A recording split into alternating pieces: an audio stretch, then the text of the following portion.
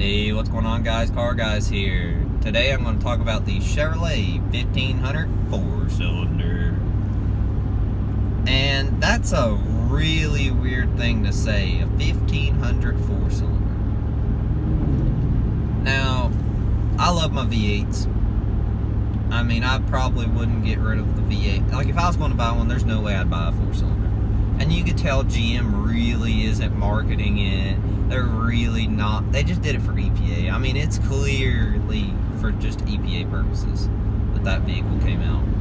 And I think you could tell that the most in the fact that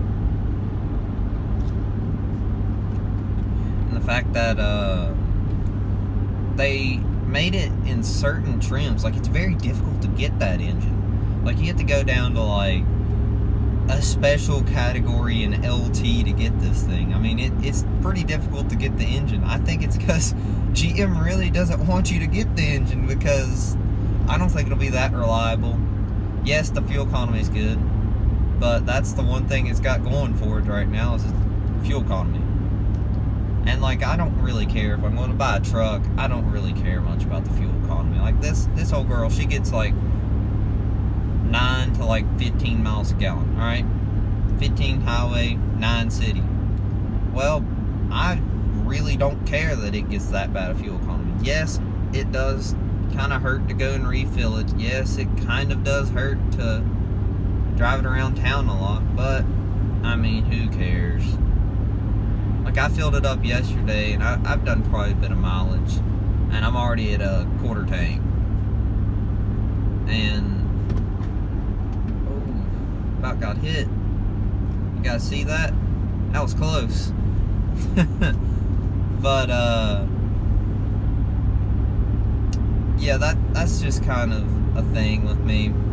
If you're going to buy a truck, just don't complain about the fuel economy. Come on, guys.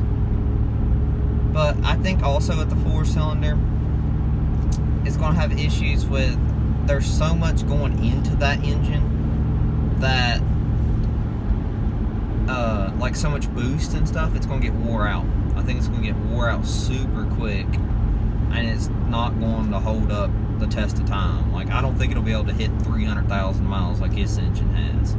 Now, I may be proven wrong, but I don't think it will. You'll definitely have to rebuild the turbos by that time. You'll definitely have to rebuild maybe the engine by that time. This engine's never been rebuilt. Transmission's never been rebuilt. All factory. And I don't know. That's really what I think they'll end up doing. Is you'll have to. I mean, I just don't think it'll stand the test of time. I mean, the one good thing about the 4-cylinders, there's a lot of room in that engine bay. I mean, it's got plenty of room for an engine. It's nice to work on, I'd guess. If you were a dealership, it'd be really nice to have a bunch of them, because I mean, there's so much room, you can actually get in there and work. It's like old trucks. You know, these new trucks, even this one, you can't even get into the engine bay on this. My dad's 2014 Chevrolet, can't get in the engine bay in that stupid thing. I mean, they made it so compact, so many plastics and stuff.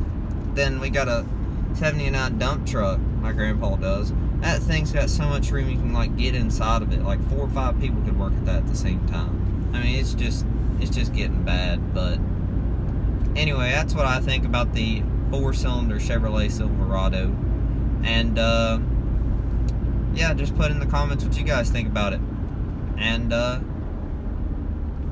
that's all. Peace out.